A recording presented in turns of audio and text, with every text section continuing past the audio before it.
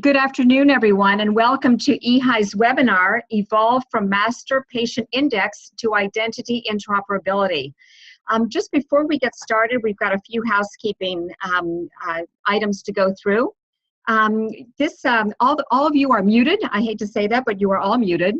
We're going to use a chat line after the speakers complete their presentations. And we will also be posting the audio and the PowerPoint on the EHI website. So today we're really thrilled to have three fabulous speakers.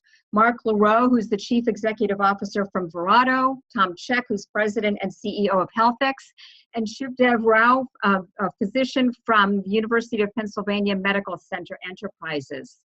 So before we get started, I would like just to give you a brief overview of eHealth Initiative. eHealth Initiative has been around since 2001. It's pretty amazing. It's 17 or 18 years now.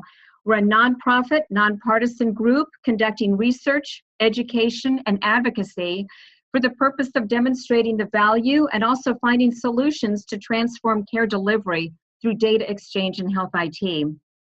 We're unique in that we convene executives from across the spectrum of healthcare. Currently, our work is centered around the EHI 2020 roadmap, which looks at solutions through a combined effort of both public and private sectors. Our work now is also focused on the EHI 2020 roadmap with different committees. We formed 4 different committees: data analytics, data access and privacy, interoperability, and patient and provider technology adoption. We would love to have your input, and if you'd like to have more information on these different initiatives, please don't hesitate to contact us here at eHealth Initiative. In March, we're having our annual meeting. This is at the House of Sweden, and we're really excited. We've got some fascinating speakers. For example, we've got speakers from Forbes, USA Today, and Politico on one panel. We also have the lead at MD Anderson, who's going to talk about their Moonshot program. So on this note, I will also want to provide a big thank you to the generosity and support of Verado for this educational webinar. And at this point, I would also like to introduce Mark Leroux. Mark Leroux is the Chief Executive Officer from Verado. He was formerly at MicroStrategy and Ernst & Young, and he's also a graduate of MIT. Obviously, we've got a very smart group of people here presenting. So on that note, Mark, you want to take it away? I would, but you've now set me up for failure just because I have to live up to the billing. Oh. I have control. Go ahead. How does it? Sorry, I'm just trying to switch this slide. Down on the bottom, or use your down at the bottom. If you scroll on the bottom, there you go. See on the bottom left? There we go. Okay, got it. Thanks. So hi, everybody. Yeah, this is me. This is what I look like. Thank you all for attending. You know, we're all busy. Everybody's busy nowadays, probably more so than anything. And so I really appreciate everybody taking an hour out of their schedule. Keep it to an hour or under, depending upon Q&A at the end. But I think you'll like this session. We've got some great speakers, certainly more immersed in the industry and the problem space than I am. But I think between the three of us, we're going to have a pretty interesting discussion for you about what I believe is a very interesting topic, which is the next generation of, hang on one second, patient matching. Sorry, I'm still having trouble. There we go. There we go. So let me give a quick overview of Verado, just a couple slides, a message from the sponsor, so to speak. So Verado is a technology company, and we offer what we believe is the new best-in-class technology for patient matching. And the reason we believe this is best-in-class is because it leverages a next-generation approach to matching, which is called referential matching, that goes beyond what is done today in MPI products, which is probabilistic matching. And just very quickly, this referential matching is different largely because it's based upon the use of a highly curated database of identities. So in essence, we've established a database of all identities for people in the US going back a significant period of time. And it's with that database we use as an answer key. And ultimately, it makes matching much more accurate and much more quick to implement, and ultimately costs less.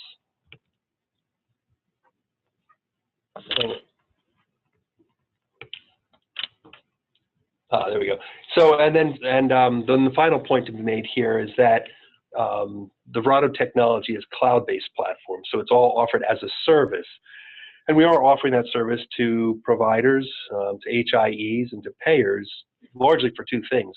Probably the most important of which is simply to make their existing MPIs work better. It's listed up here as turbocharging their MPIs, but we help MPIs make better matches. But we also can act as the entire matching system for our customers as well. So with that as a background, let me move on to the introductions of the other major speakers here with us. So first and foremost, I've got Tom Check, and Tom, as he was briefly introduced, is the president and CEO of HealthEX. And for those of you who don't know what HealthEX is, I'm going to ask Tom to describe it in just a little more detail with the help of a couple of slides, so you get a sense of the true scope and magnitude of the patient matching problem that Tom is faced with on a daily basis. But HealthEX is an HIE, and it's part of the State Health Information Network of New York. It serves over 16 million, or it curates, it manages over 16 million patient identities contributed by both providers and payers, covering all of New York City and Long Island. And before joining HealthEX in 2012, Tom was the SVP and CIO at the Visiting Nurse Service of New York. And before that, he was a senior IT officer at the New York NYU Medical Center and Mount Sinai Medical Center. So Tom is, as it says here, Tom speaks pretty frequently on the topics of HIE and value-based care, interoperability standards, and privacy policies. So with that, Tom, perhaps you can just do a little bit more introduction of yourself if I've missed anything, and then equally importantly, why don't you describe HealthEX? Okay, thank you very much, Mark. And can everybody hear me okay? Okay, good. Mark, if you can go to the next slide, we'll just say there's one slide here that really captures the essence of HealthEX in one image here. As you can see in the middle, HealthEX is a health information exchange that holds information of about 16 million people. And our service area is really New York City and Long Island, so it's a pretty dense population. The heart of that is in the bottom right.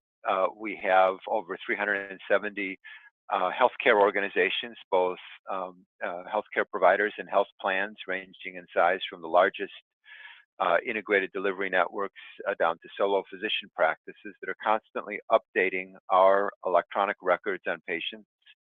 We reconcile those patient identities and aggregate the information on the patient so the patient can give consent for their provider to view the information to get better care, or for us to alert the provider when events happen to the patient that need the provider's attention. If you have a care manager, for example, who wants to know if the patient they're managing presents in the emergency department, we can easily notify them of that. So those 374 participants have about 1,500 facilities throughout New York City and Long Island. You'll see the volumes in the bottom there. We deliver about 1,000 alerts every month to providers who are tracking patients, and the patients have given their consent for this. About 100,000 CCDs go out every month that either that the providers want us to send them, or the providers specifically ask us for. So there's a lot of information flowing through the system, about 33 million messages a month coming into us from those participant organizations. And of course, as we'll talk about here, the identity reconciliation issues become significant with that many different data sources. You'll see in the top right, we also connect with private health information exchanges in our region. You see in the top left that we're a component of the State Health Information Network of New York that's sponsored by the New York State Department of Health. We're one of 8 health information exchanges in the state, operating under the aegis of the Health Department and the New York eHealth Collaborative. And in the bottom left, we're also members of the Strategic Health Information Exchange, which is a national organization, and we're qualified to exchange data on the eHealth Exchange, further expanding the number of identities that we're needing to reconcile. So if you go to the next slide, you just see the range of kinds of organizations that we have, and the numbers relevant here, of course, is 60 hospitals, 180 physician practices, 68 nursing homes, and on and on and on, the number of different sources, and that really will lead to a lot of discussion in our topic today. So Mark, let me turn it back to you. Yeah, no, that's great, Tom. Thank you. Yeah, so as everybody can get a sense, Tom is probably managing at HealthEX probably one of the most complicated patient matching scenarios that exists. Now, our other illustrious speaker is Dr. Shiv Rao. Shiv is an executive VP at UPMC, University of Pittsburgh Medical Center, specifically UPMC Enterprises, where he focuses on, as it says here, clinical innovation strategy. So Shiv finds technologies, or the organization finds technologies for UPMC to invest in and to nurture and help bring to market in a more powerful way for the betterment of UPMC and the betterment of healthcare in general. UPMC, Shiv will do a better job of describing the extent and scope of this company, or of this healthcare institution, but I'm sure everybody on this line knows that they're one of the top several dozen major healthcare institutions in the country by virtue of their size and breadth. So Shiv, can I ask you to do a little bit more justice on UPMC? Thanks, Mark. So yeah, I think we can move to the next slide where there's some numbers attached to the UPMC story. So it's a very large, we're a very large hospital system. We're a $13 billion organization. We're an IDFS, and I like to tell people that we're a payer, we're a provider, but we're also academic, and we're tied to a university, and I think that it really is an extra level of differentiation for us. We're about 25 hospitals, but that number is always changing. I'm not sure if it's changed today in this new kind of environment. So we're constantly growing, and I don't anticipate that that's going to change anytime soon. I think it'll probably just accelerate. And it's very relevant, I think, to the topic at hand today around patient identity. We have, from a payer standpoint, we have 3 million health plan members, and we're the largest employer in Western Pennsylvania. Just a few other kind of notes around UPMC. I think in the value paradigm, well, actually, let's start with in the volume paradigm. Volume is obviously it's not an issue at a system like this. And on the next slide, you can see how many beds we have and how many doctors we have. But suffice to say that when we're this large, I think volume I think it's sort of afforded us the luxury of kind of thinking forward and working backwards from like the patient-centered, value-driven paradigm that we all are kind of sprinting towards as fast as possible. So with that, I think it's probably worth it to kind of skip forward to the next slide where there's some numbers associated with our insurance services. But suffice to say, as an IDFS and with like the natural kind of payer-provider alignment that we have here, it also kind of enables us or gives us the luxury to think about, real, true patient-centered, value-driven stories. So with that in mind, on the next slide, there's a little bit about UPMC Enterprises. So our CEO is Jeff Ramos, is a capital V visionary in the sense that so many years ago, I think about 10 years ago, he was making bold statements around big data and how data would be the new gold in healthcare as we necessarily need to move into this more cost-conscious, patient-centric, consumery future. And with that in mind, he made some bold investments as well. An investment, for example, in the enterprise data warehousing space some years ago. But more recently, a significant investment into innovation, starting what essentially is like a hospital innovation center, was a hospital innovation center in the form of a technology incubator. What that meant was we hired in a part of Pittsburgh where all the technology startups are. We're actually physically located right below Google.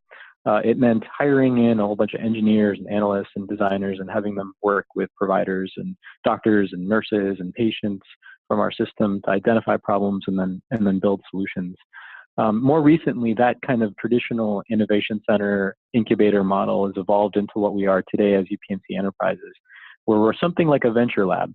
And by that, I mean that we not only build solutions that don't exist today that we think should, but we also invest in them or buy them as customers when they're already out there. Obviously, we don't want to boil the ocean or rebuild something that already exists. But our investment thesis and our build thesis and our customer thesis, it's all working backwards from the same vision of what we think a future-looking, data-driven, patient-centered health technology ecosystem looks like. So I'm excited to speak about how a next-level patient identity matching solution also fits into that world as a key piece. Okay, thanks, Shiv. Thanks, everybody. I think we got the kinks worked out of the slide advance. So this is Mark Leroux again. Let me, okay, so we've done the introductions, and we're very happy to be on this call, as I said, with you all. The title of this webinar is Evolving from Master Patient Indexing to Identity Interoperability. And that second phrase, well, this slide itself begs two questions. One is, what is identity interoperability? And number two is, why do we need to evolve to it? Like, what is forcing us to move from where we currently are and the technology that many of us have deployed and have been running for the last 5 or even 10 years? And so I will get us back to the speakers in just a few moments. But if you'll bear with me, I'll try and set up this problem for you so that it has context, and then the discussions will have that foundation upon which to build. So let's talk about master patient indexing, where it is today, and perhaps what the forces are that are forcing it to change in the future. So going way back in time, you know, patient indexing, or having a master patient database, if you will, really came about for operational reasons. Hospitals acquired systems from different vendors for each different department, and ultimately, in order to bill those patients properly, we found that we had to integrate at least the patient information across these disparate systems. And so the need came about to integrate the registration system with the nascent EMR system, with the labs or the diagnostic system. And what this generates for anybody who's been practicing in the IT world is becomes an N by N integration problem. So N squared integration problem. Every module needs to be integrated with every other module, and if they're done on a point-to-point basis, the number of integrations you have to do grows by the square of the number of modules.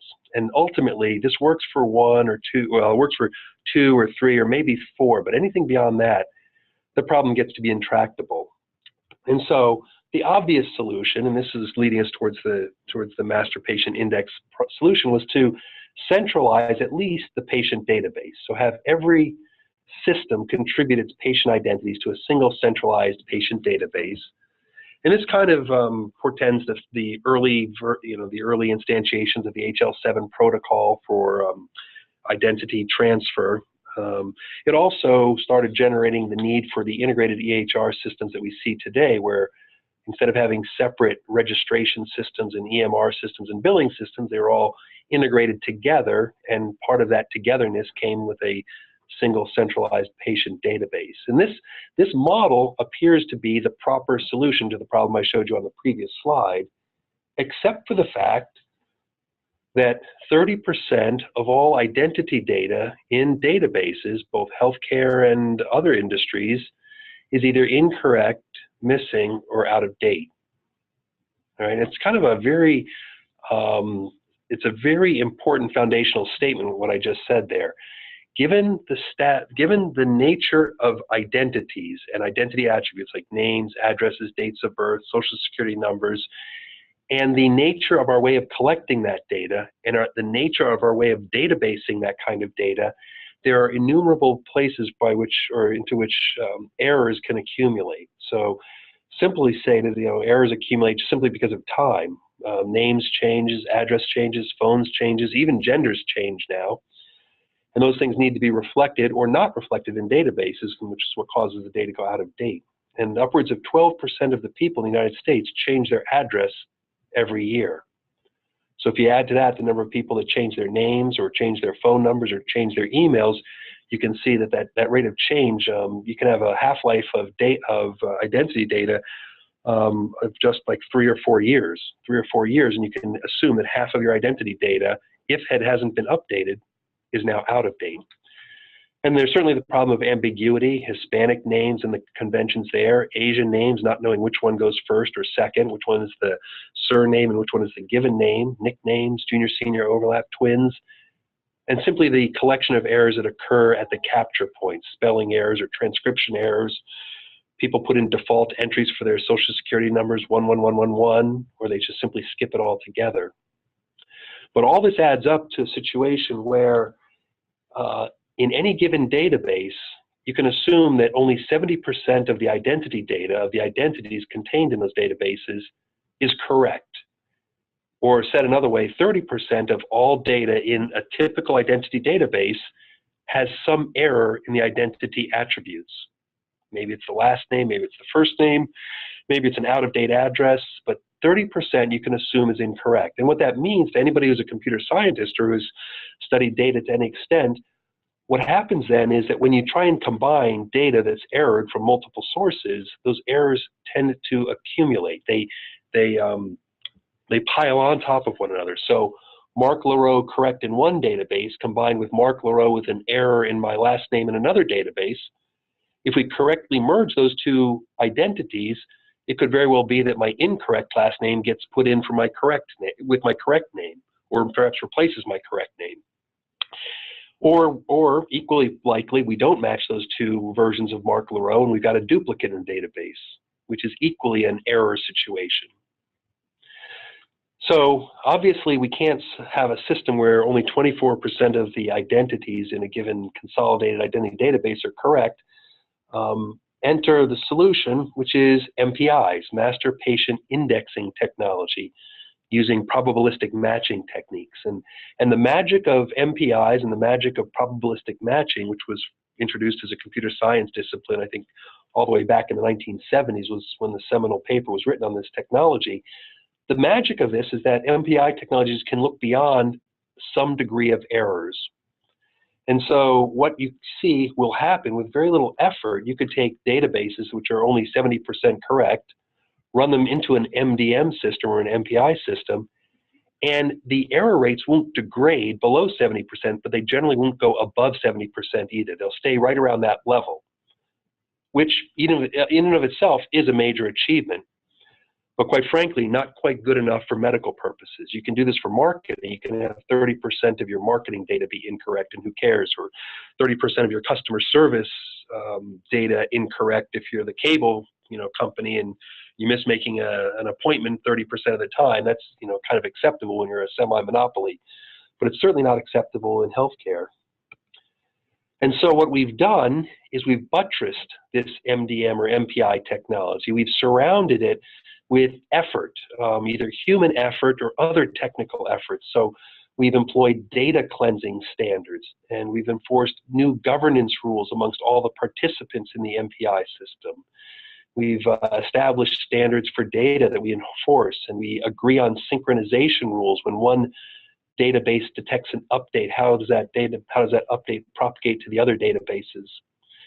And maybe most institutionally most visible is the fact that these MDM systems, or MPI systems, these technical systems have been supplemented with data stewards, with human beings, people who can make judgment decisions about whether one identity should match another identity based upon human intuition and based upon human investigative techniques. But when you add all of this together, all of this extra effort, the state of the art for MPI systems now, with the additional infusion of governance and other techniques, is to get the correction rate up to about 90%, maybe 92%, maybe even 94%, right? Typically, you see 8 to 12% duplication rates in healthcare systems, so that kind of implies 8 to 12% errors or 90% correct or error-free identities. But through this effort, we've been able to achieve acceptably high match rates with very, very low false positive rates, very little overlapping one identity with another identity incorrectly, which obviously would be a catastrophic problem in healthcare. Now, what that means is that this indexing technology, which has been put in place for operational reasons, is highly architected. It's highly engineered. it's slowly changing, meaning you don't bring in new EMR systems or registration systems every week, every month, every year. It happens on a slow-paced basis because the operations of the business depends upon it. Interfaces are engineered, governance standards are established by committees and adhered to and written up, and a lot of painful effort, and then the rules that the governance committees established are enforced and propagated. And so all of this adds up to a system that works acceptably well, but it's inherently inflexible and slow to change because of all the effort that went into getting it in place.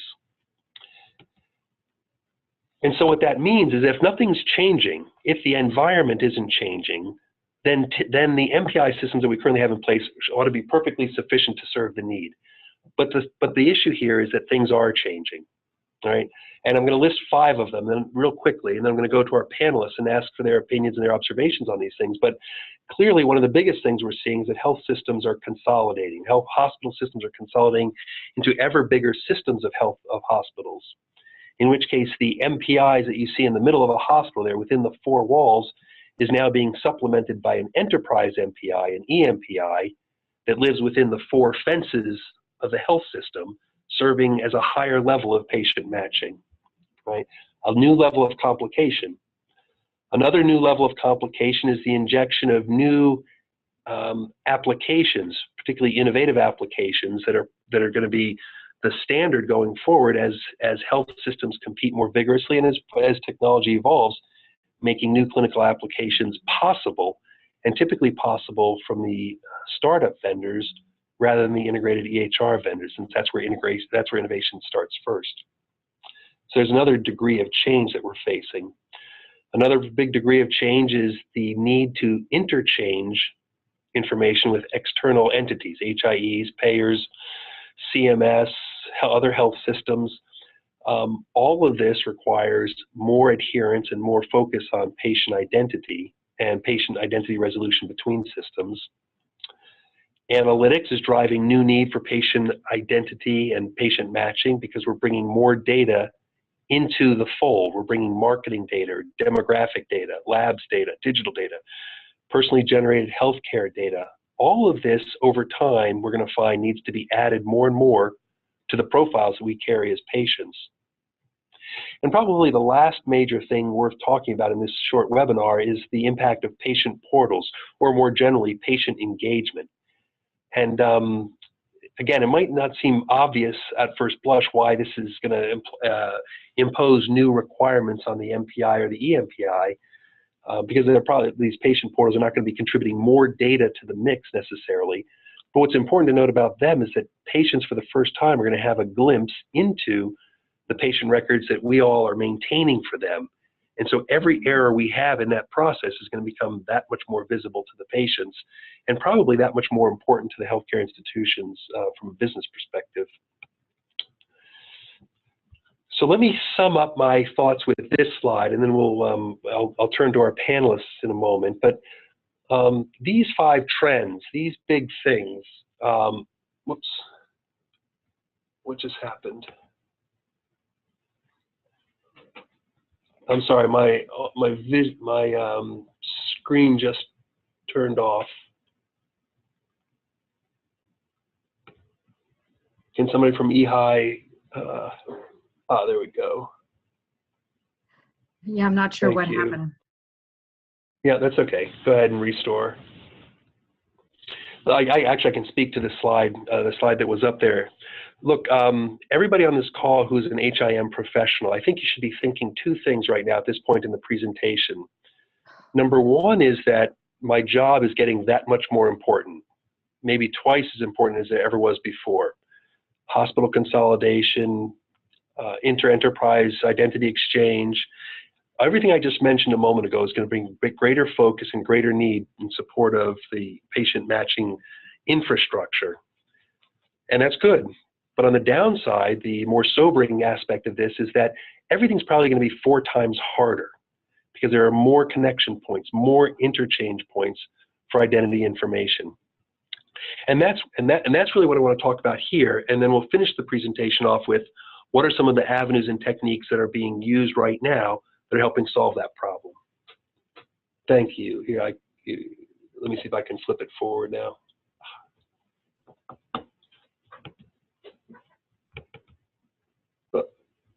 There we go. Hang on. I can move it in the meantime. Which slide would you like? Yep, I think I got it. Sorry. Do I have it? Yeah, go flip. Just go ahead and just flip for us, if you would. Sure. Thanks. Keep going. Keep going, keep going, keep going. Yep. Okay, whoop, back.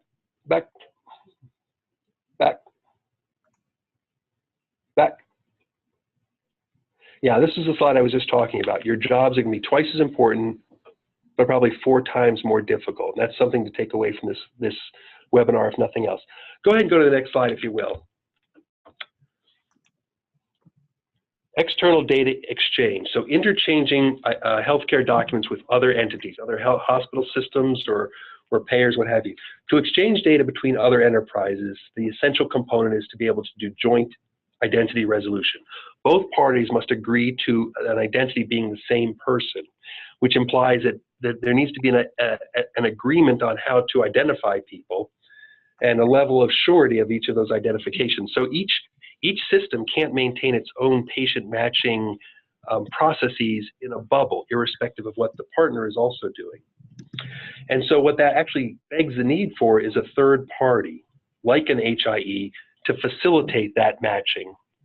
And to that extent, I'd like to turn the first question or topic over to Tom and just say that, you know, HealthEX, as I previously described, is probably the largest public HIE in the country, and it's probably had to tackle the hardest problems in patient matching between enterprises today, certainly more so than any single healthcare institution.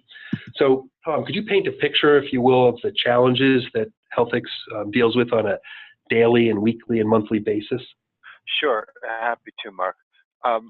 Certainly, of course, obviously, there's the fact that there are a lot of different healthcare organizations that participate in HealthEX, and each one of them has its own master person index and does a good job of keeping that tidy and reconciled. But then we have to bring all of those patient identities together from all those different sources. I mentioned 374 different healthcare organizations currently. A couple of the challenges in doing that are that whereas when a patient goes to even the largest integrated healthcare system, whether they're going to the physician practice or they're going to the emergency room or they're going to the inpatient setting or anything else, they're presenting in person and they're asked to give their identity, and the clerk is able to bring up their record from within the registration system, and the patient is right there and is able to confirm that that's them. If the patient's moved, they're able to say, oh, I moved, here's my new address. That was my old address, this is my new one. Or, yes, that was my name, but I got married last month and now I have a different name and this is my new name.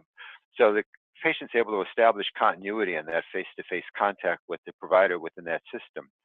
But a health information exchange gets information from all those different data sources without being able to ask the patient, gee, are you the same John Jones from this source as the John Jones from that source, even though your address is different?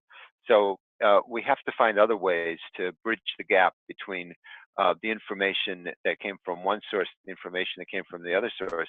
Perhaps both of those sets of information were right at the time they were captured, but the information has changed in the meantime. So I think that's one of the very significant things. The other is that certainly in an area like the greater New York City area, patients do go to a lot of different provider organizations. They're in different health plans. And the amount of patient traffic going across those organizations is pretty significant. So those all add to the challenge in front of us. Yeah, and you've got a diverse population, so you have to worry about all the ethnicities and naming conventions. You've got to I think about the problem that exists in New York with respect to the diversity, and it's just pretty astounding to me. And it's important, as you said, not to put together two identities that really aren't the same person. So inherently, we have to be conservative in our matching algorithms, as you pointed out before. Yeah.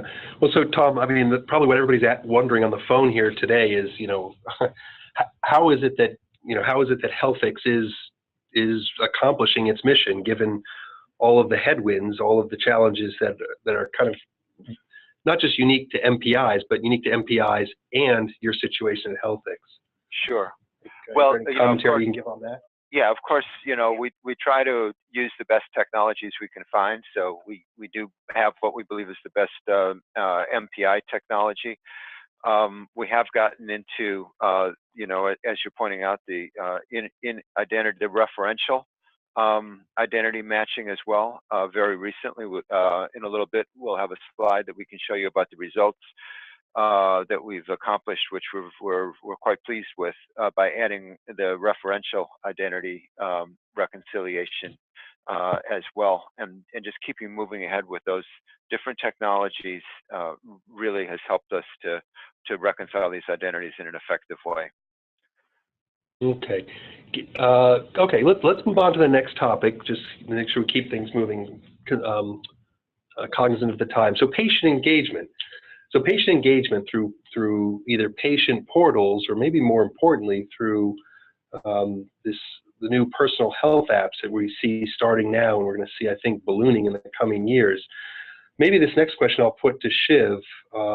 Perhaps you can comment, Shiv, on the impact of patient portals and these new health apps that they'll likely have on healthcare systems like UPMC.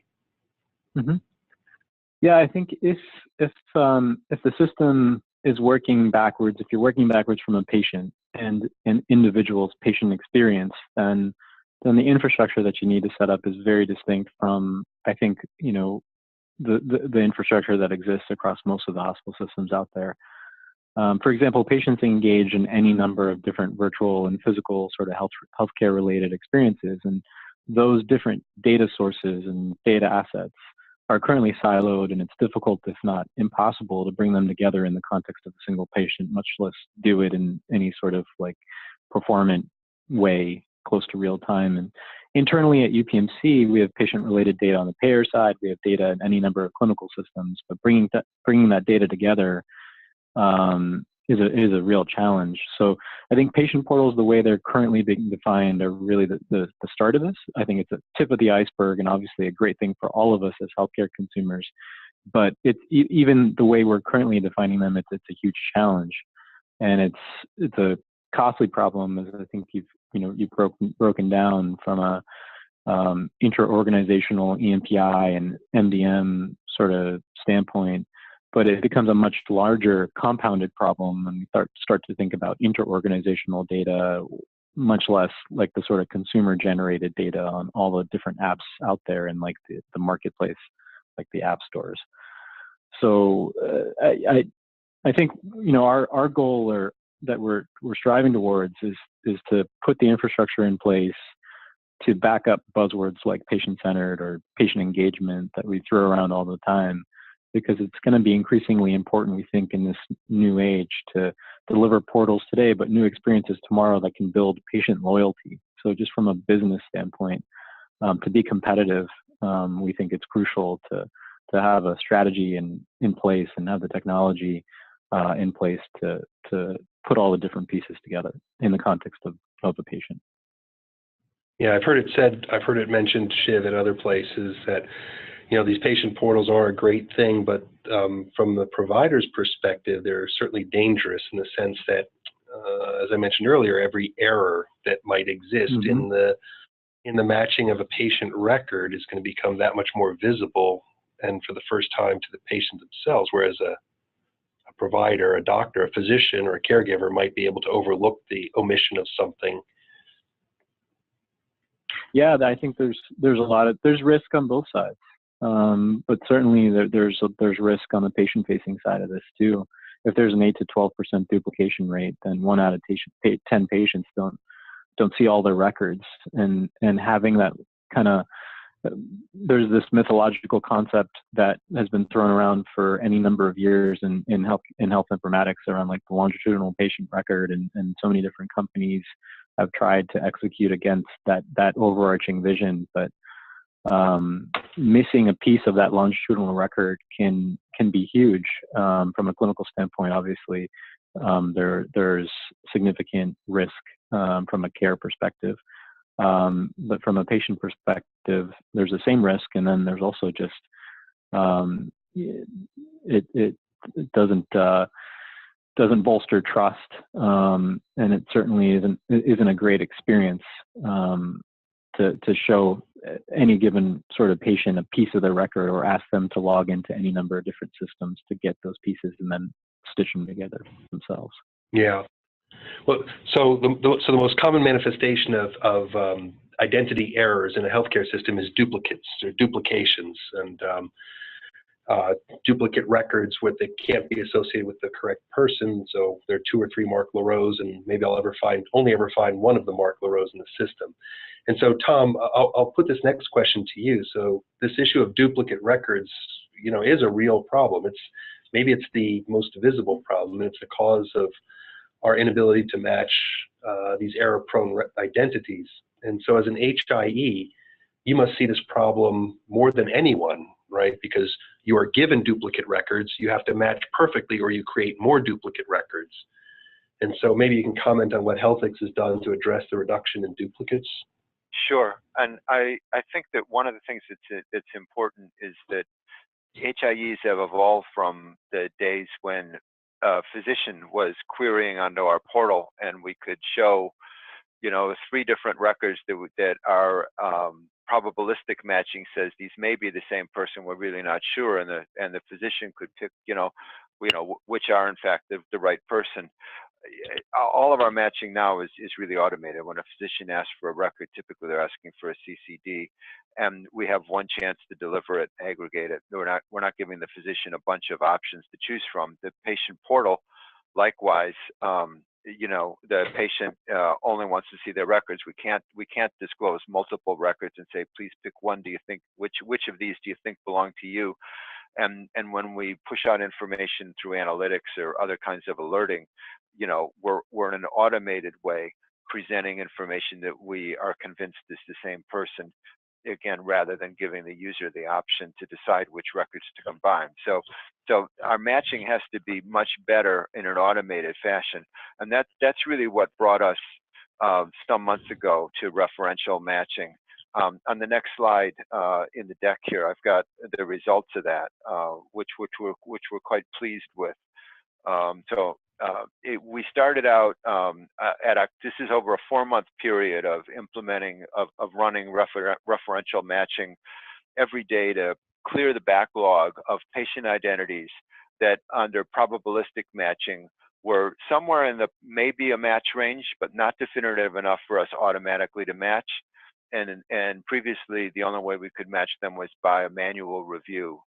And of course, that's just not possible at the volumes that we're working with. So back on October 1, that time we had 51.1 million facility MRNs. That means if you have 374 different data sources, they could each of them have a different facility MRN.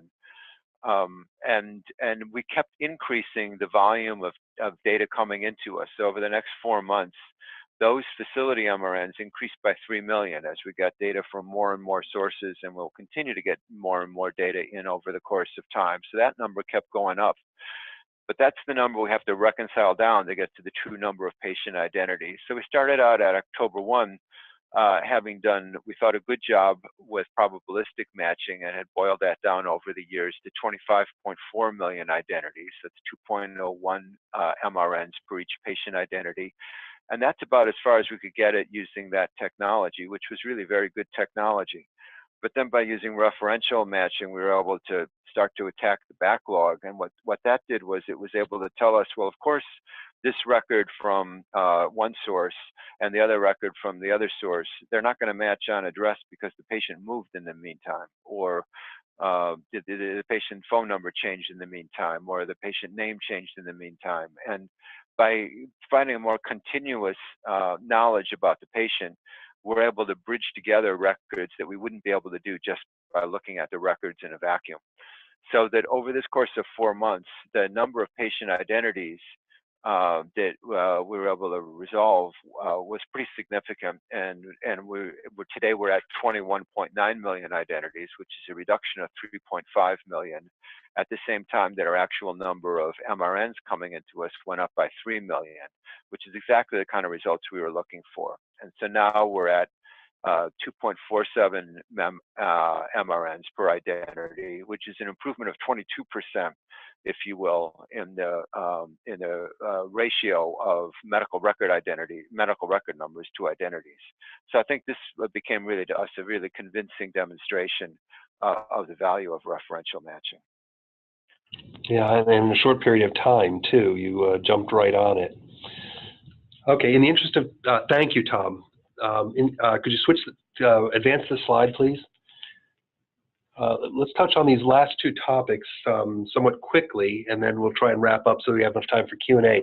Look, analytics, I mentioned it earlier. I won't belabor it much more other than to say that in the MDM systems, the MPI systems were originally designed to support an operational process, operationally connecting up systems to manage a patient's encounter within a hospital system or other healthcare institution. But now I think we would all agree that analytics are taking a bigger and bigger role with population health, accountable care organizations, and just the application of analytics for other care regimens or applications. And so, I don't know, Shiv, perhaps you can comment on, what you see going on with respect to analytics and how, whether you think that's going to be a growing need within the health systems. Yeah, absolutely. Health systems like us, I mean, we've kind of graduated from into this world of having digital data, but now we're kind of graduating into the world of trying to do something next level with that data, and it's likely, I think, it's absolutely going to happen. Actually, that analytics is just going to drive much greater need for patient matching from new sources of data.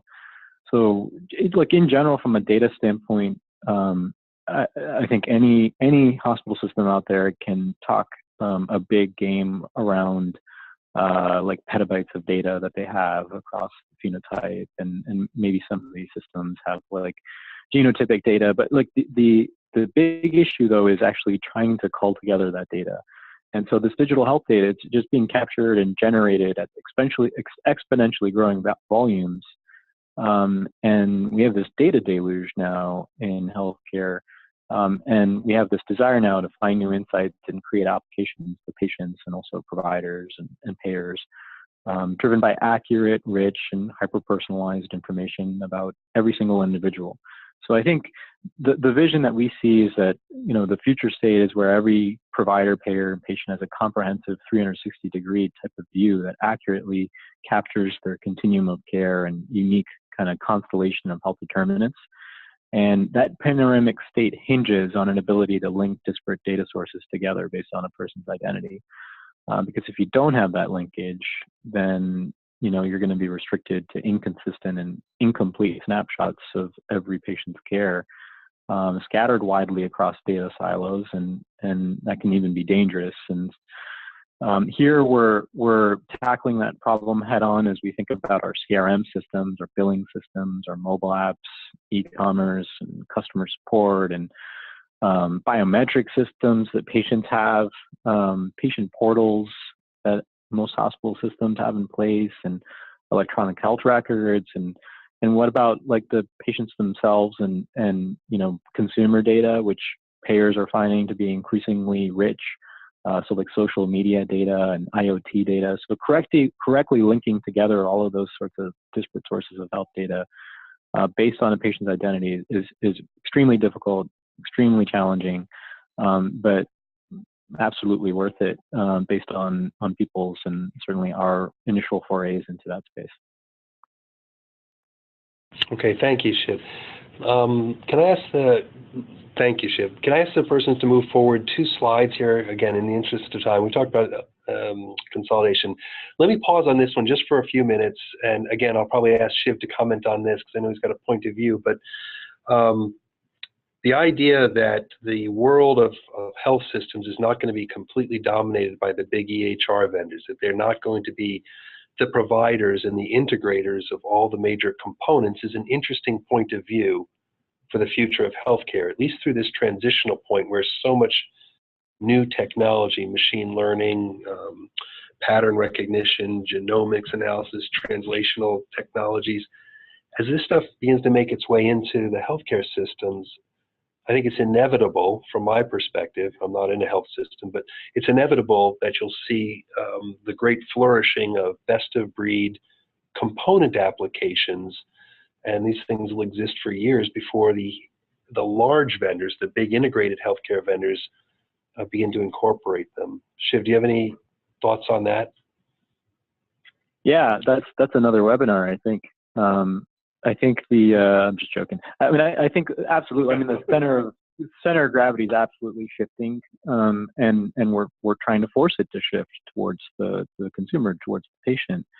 And as such, there's an increasing. I think the center of gravity in terms of like valuable healthcare related data also kind of expands, at least.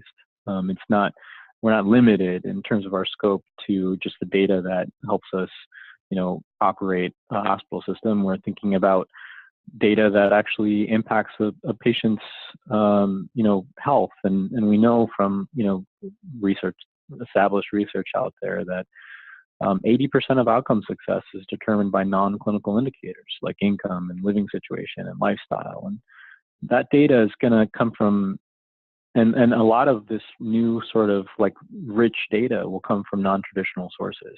It could come from marketing, social media. We talked about IoT, mentioned it. So I think that's incredibly important. And I think we think that as that center of gravity shifts, we could see not only kind of people's minds expand in terms of source of truth and what data systems are most important, but also we should also see at the same time kind of an associated unbundling of the integrated kind of monoliths that currently exist. And in order to really unbundle those monoliths, it's going to take next level technologies, like put aside machine learning, like let's just start to think about cloud and hybrid clouds and what kind of technologies can create networks. And the phenotype of a company that can really be a part of that future looking ecosystem is really something that is thinking about the cloud, is thinking about RESTful APIs, is really a service that you can hit in a very easy, streamlined way and build against. And,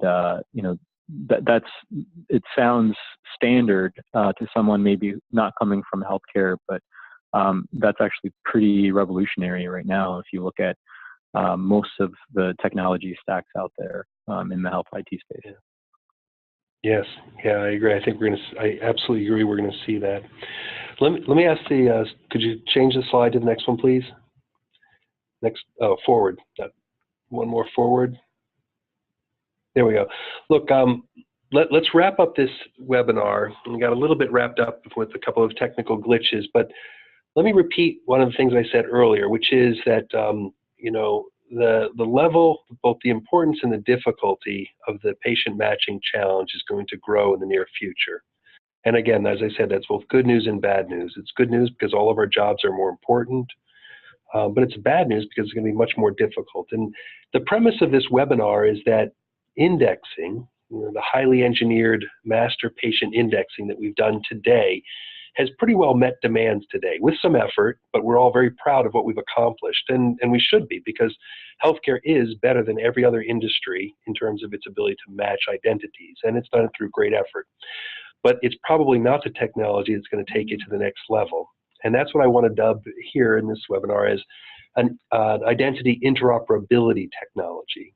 So go to the next slide, and let me explain to you what I think identity interoperability is all about. And any of my speakers can chime in at any point they want. But again, thinking of time here.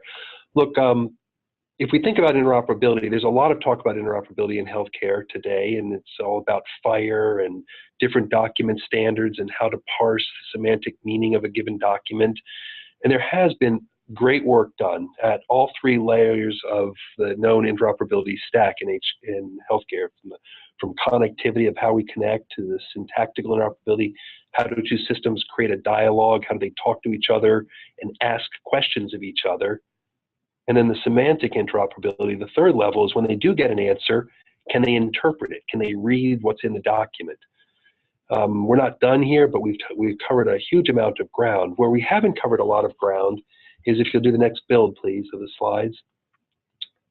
Where we haven't done a lot of is in determining who is the subject, right? We figured out how to connect, how do we dialogue, what is the information, but we haven't done a lot of good work on who is the subject.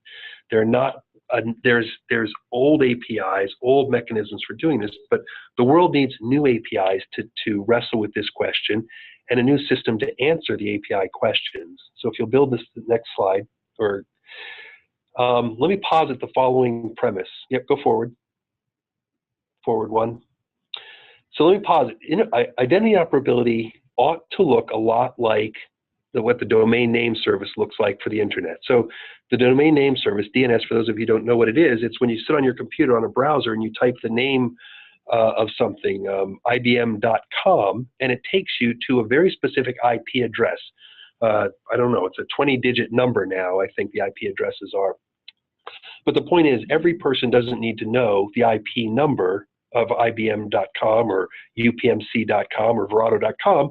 They can just type that word, and a domain name service that lives in the cloud somewhere automatically translates that into an IP address.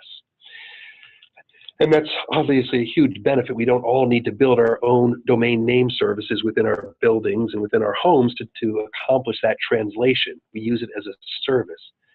And as such, identity interoperability or identity resolution ought to equally be set up as a service available to everybody uniformly.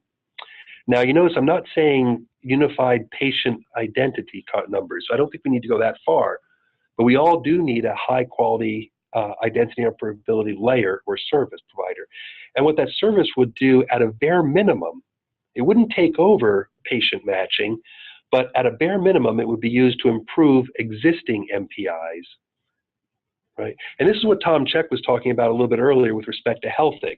He's got an MPI, probably the best one that money can buy, being operated by some of the best technicians that are available in the market. And he's got a highly functional MPI operation going, but it's still not good enough for the new demands Tom's facing. And so what he's doing is he's supplementing that MPI with referential matching. So the harder identity questions get sent to an identity service to adjudicate the answer, the same kind of adjudication that a human being would have had to do. And so we're not talking about ripping and replacing referential matching for probabilistic matching, but in the very simplest and maybe the most immediately impactful way, we can make every MPI system work better and work better in a more unified fashion. Go ahead and build the next slide. But the identity interoperability layer doesn't have to stop there. The identity interoperability layer, probably the next most viable target of opportunity, is to link identities not for the existing ones that the MPI is already serving, but for the new applications that Shiv was talking about. New applications that will crop up, not from the EHR vendor, but from a third-party vendor or offered as a cloud-based service. These new systems will have identities in silos that need to be interconnected or linked with the ones in the MPI. And because the MPI is highly tuned to its operational role, it makes sense, though, that you could give this role to the identity interoperability service to link those identities. One more build. A third thing that that identity interoperability layer should do is it should facilitate the exchange of information between entities. So if you have multiple hospital systems or a hospital system and an HIE, all using a third party or an identity interoperability service to register and to reconcile identities, then the interchange of information, the identity resolution between enterprises becomes much more uniform and much more correct. And then the last build, if you will. And then the third thing that this identity interoperability layer should do is it should offer itself as a gateway so that you can enrich patient identities with the added information, perhaps the marketing information or the lifestyle information or the IoT information that Shiv was mentioning. You know, you can, if you map those identities to the identity interoperability layer and use those mappings to map it directly into the MPI identities, then you're going to get a much better connection between the two than if you're to try and do it on a point-to-point basis. Now, let me stop here and I guess open the line up for any top-level questions. I know we're right at the top of the hour, and I apologize for the delay. Let me scan these questions for a second.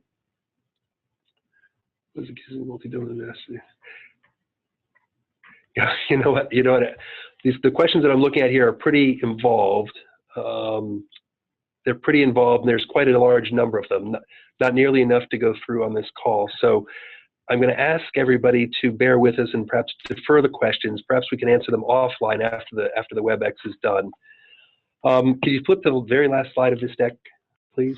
And Mark, if you'd like to provide an email, we can forward these questions. Yeah, I'll have you. We can't do them online. I'll have you send them to us, and we'll try and answer them all point to point. Look, here's the last promotion I'll do for us. Look, if you are interested in what we've talked about, we, Verado, are going to be at HIMSS. We're at booth 7460. I'm sure that's somewhere in the acres and acres of booths that exist at HIMSS, but you can find me there and ask me the questions that you might have, or explore our technology face-to-face with myself or our other professionals who will be there. And I'd also encourage you just to go to our website and run the 5-minute video or 3-minute video and get a sense of what referential matching is all about. With that, I thank you all. We will try to get to these questions by one way or the other. Thank you for spending an hour with us. And thank you to my speakers who took the time out of your days too to participate. And again, thank you to the participants, the speakers, and Verado. Thanks, everyone. Bye now. Bye.